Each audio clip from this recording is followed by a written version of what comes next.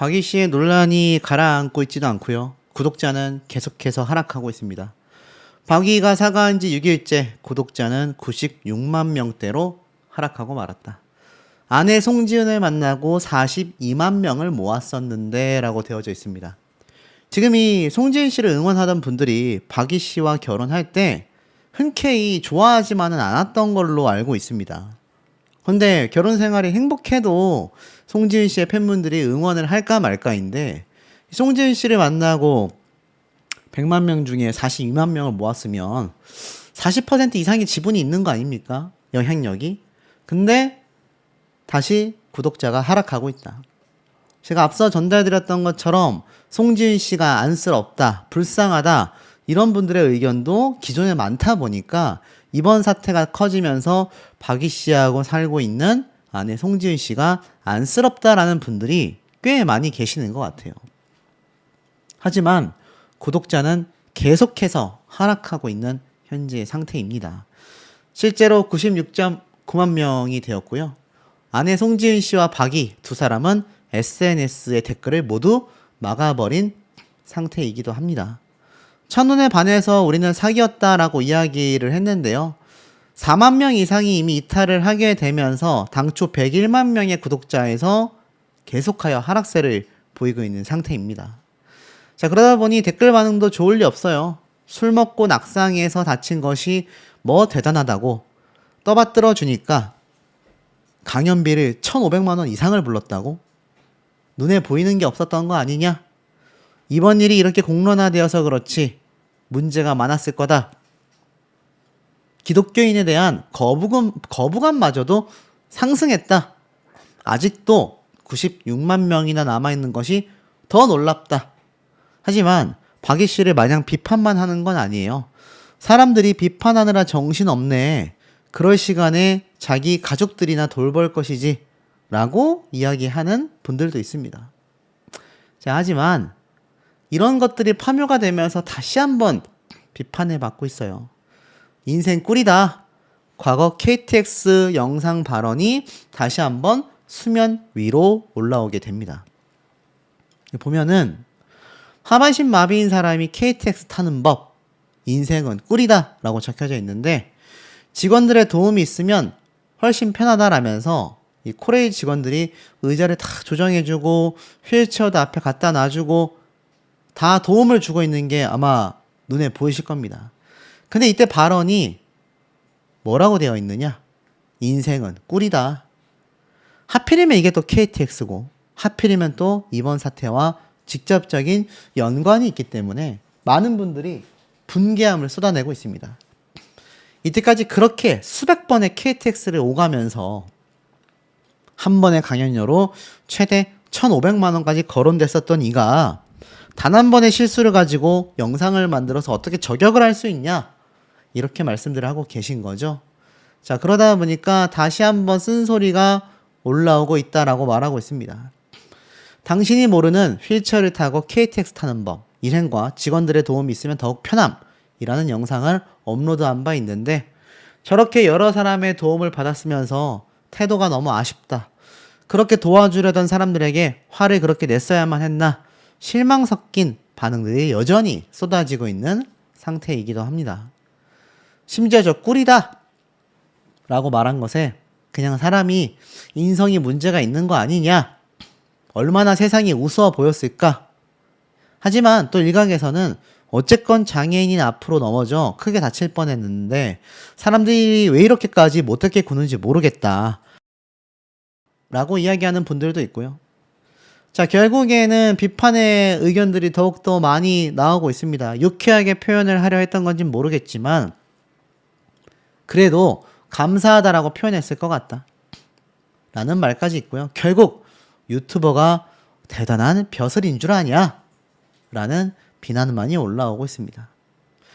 특히나 발 올린 것 자체만으로도 화가 난다. KTX를 무려 300번이나 탔었던 박이 씨의 분노가 이해되지 않는다라며 영무원은 발로 누르는 게 관행이다 라는 반박의 의견을 내기도 했습니다. 자, 보면 대부분의 기계가 설치를 했을 때 지면하고 딱 맞닿지는 않는다. 그걸 발로 꾹 눌러줘야 된다. 보통 그렇게 누르고 있다. 안 그러면 들뜨게 되어 있다. 이게 좀 괜찮은 설치물이면 딱 되는데 안 되는 건 또 안 된다. 라는 말이 나왔기 때문입니다. 경사로를 밟아 지지하던 공익근무요원의 발에 걸려 넘어졌다라고 주장을 하며 화를 냈는데, 제가 가장 화가 났던 건 절대 의도를 가지고 한 건 아니겠지만 그 발을 경사로 위에 올려놓았다는 것 자체가 너무 화가 났다라며 분노를 표출했잖아요. 근데 황당한 건 코레일 영무원들은요, 뭐 제가 앞서 보여드렸던 가이드 영상에서도 그렇게 되어져 있고 교육 영상에서도 그렇게 되어져 있고 심지어 코레일 영무원도 이렇게 말했습니다. 발로 눌러줘야 한다. 그게 맞다. 특히 구형 설치물은 신형보다 잘 안 맞는 것 같은 느낌을 주기 때문에 노후 문제가 있을 수도 있다. 그래서 경사로를 발로 누르는 것이 노하우처럼 공유가 된다고 하더라. 상당히 무거운데 수동으로 해야 되다 보니 이 과정에서 발이 끼는 사고도 발생한다고 하더라. 사실상 2인 1조로 대응해야 하는데 혼자 대응해야 하는 인원수가 부족하기 때문이죠. 비일비재하다고 합니다. 결론이 뭐예요? 당연히 발로 눌러야 하는 게 기본 시스템이고, 이게 또 시설물이 구형들이 많다 보니까 또 무겁고 수동으로 해야 되고 이러다 보니 오히려 도움을 주는 분들이 발이 끼이는 사고도 발생한다고 하고요. 2명이 직접 움직여야 될 정도로 무겁고 힘든 작업인데 혼자 해야 되는 경우도 비일비재하다고 합니다. 이 과정에서 박이 씨는 도움을 받아왔던 거예요.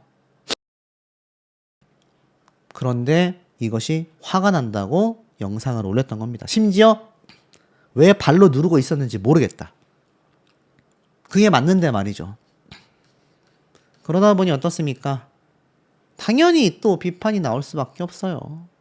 전참시에 나오고 100만 유튜버라니 내가 누군 줄 아냐? 이런 마인드 아니었냐? 갑질 아니었냐? 300번의 도움을 받은 박이도 문제가 크다. 그리고 지금은 공익근무요원이 아니라 사회복무요원으로 뭐 이름이 바뀌었다라고 말을 하네요. 근데 중요한 건 많은 분들이 박이 씨의 입장이 감히 내가 지나가는 길에 발을 올렸어? 이렇게 해석을 하고 있다는 얘기예요. 이게 문제가 크다라는 겁니다. 300번이나 넘게 도움을 받았는데 박이 씨의 이런 행동에 실제 KTX 직원들의 반응은 좋을 리 없습니다. 당연히 현장 근무자들은 아쉬움 섞인 목소리가 나오고 있다고 해요. 공익적 취지를 주장하더라도 이렇게 CCTV를 열람하는 건 가능하지만 공개를 해버리는 거는 법적 책임에서 자유롭게 어렵다. 처벌 가능성도 있다.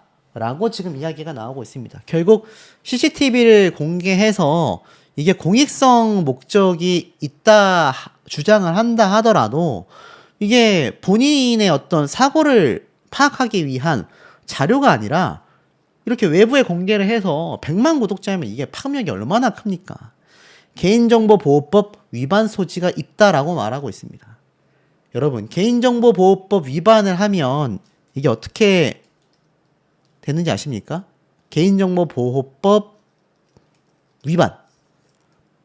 아마 벌금형도 있겠지만 제가 볼 땐 굉장히 처벌이 무거울 거예요. 보이시죠? 개인정보보호법 위반 시 형사처벌을 받게 된다.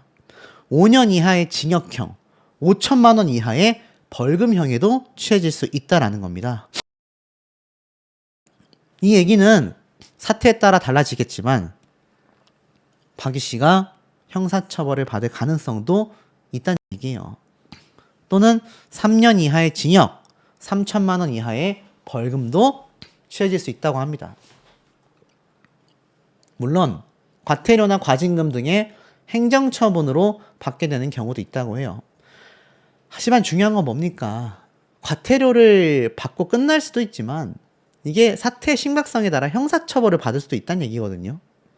그럼 박이 씨가 지금 100만 유튜버의 구독자를 가지고 있는데 거기에 영상을 버젓이 올렸단 말입니다.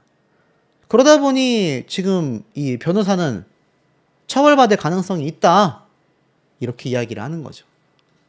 자, 그러다 보니까 이 박이 씨에 대한 논란에 대해서 코레일 직원들은요, 아쉽다라는 반응이 많이 나오고 있다는 얘기예요. 대중들의 반응도 자신의 앞에 코레일 직원들을 벌세운 모습 심각하다. 많은 비판이 빗발치고 있습니다. 더불어서 결국 서울시 홍보대사도 자진 사임을 하게 됐습니다. 논란에 대한 부담으로 고심 끝에 사임했다. 자, 내용을 좀 보니까 27일 날 박이 스스로가 홍보대사직에서 물러나는 뜻을 전했다고 합니다.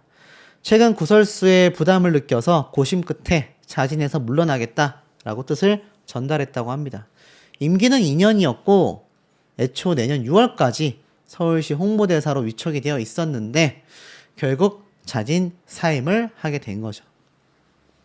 내용을 보면 반응들이 어떻겠습니까? 왜 애당초 서울시 홍보대사였냐? 이것도 돈을 안 받는 명예직이니까 바로 사퇴하는 거 아니냐? 이 정도의 비판까지 있습니다. 뭐 이렇진 않을 거라고 저는 생각해요. 근데 아마 이게 고액의 강연료를 받는 것이 공개가 되다 보니 이렇게 비판을 하는 것 같습니다. 어찌됐건 세금을 한 푼도 이자에게 쓰지 말아라 라는 말까지 나오고 있는 상태입니다.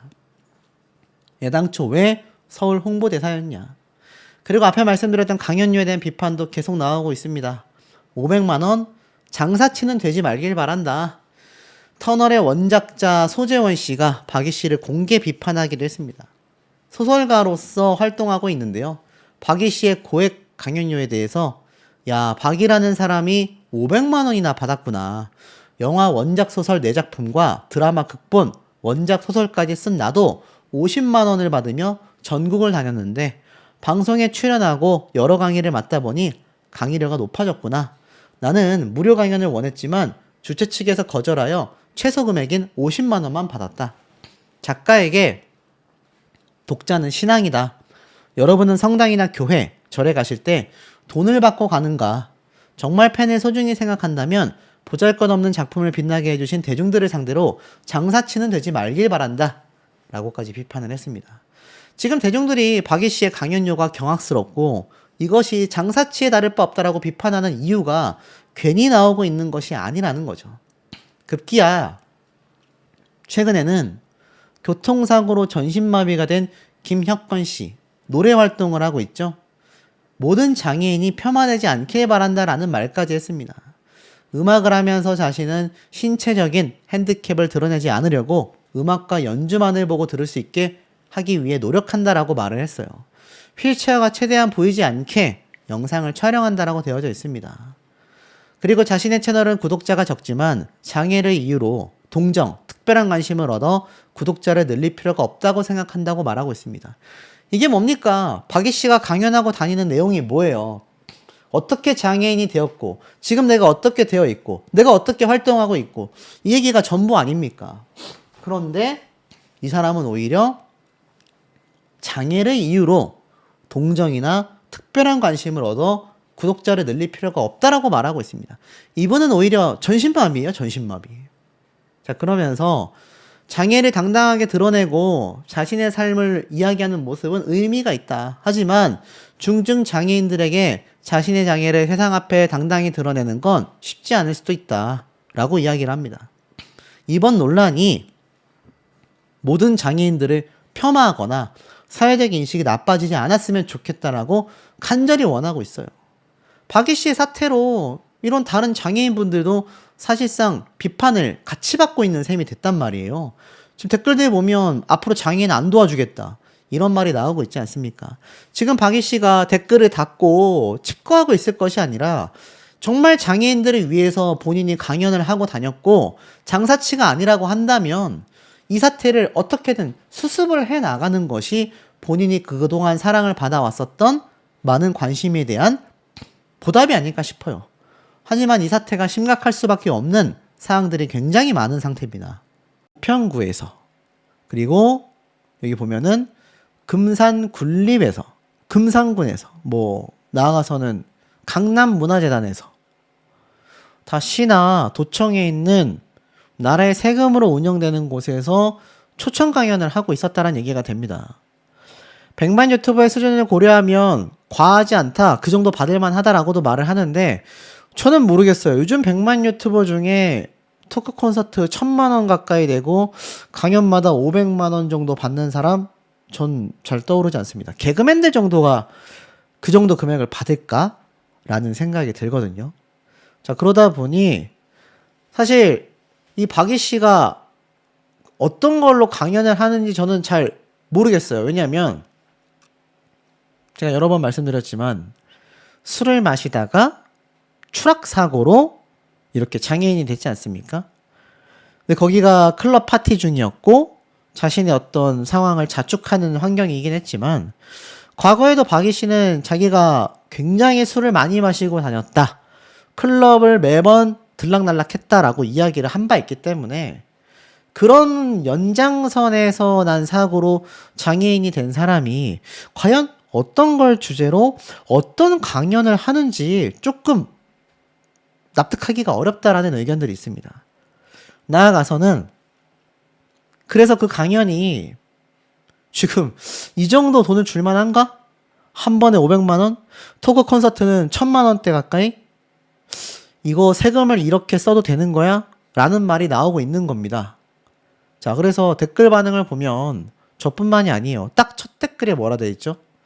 저 사람은 나라를 위해 일하다 다친 것도 아니고 사유를 보면 할 말이 없던데 무슨 강연비가 900만 원이 넘냐?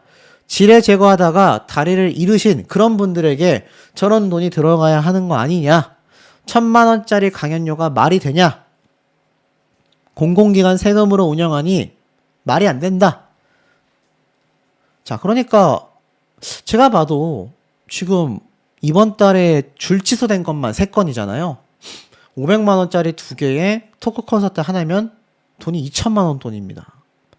수천만 원이 많네요. 근데 이 박이 씨가 뭐 하는 사람입니까? 유튜버잖아요. 유튜브로 받는 광고 수익, 그리고 유튜브 영상 조회수 수익 다 따지면 저는 억 단위도 가능할 거라는 해석이 충분히 가능성이 있다고 생각이 듭니다. 최소가 수천만 원이란 얘기예요.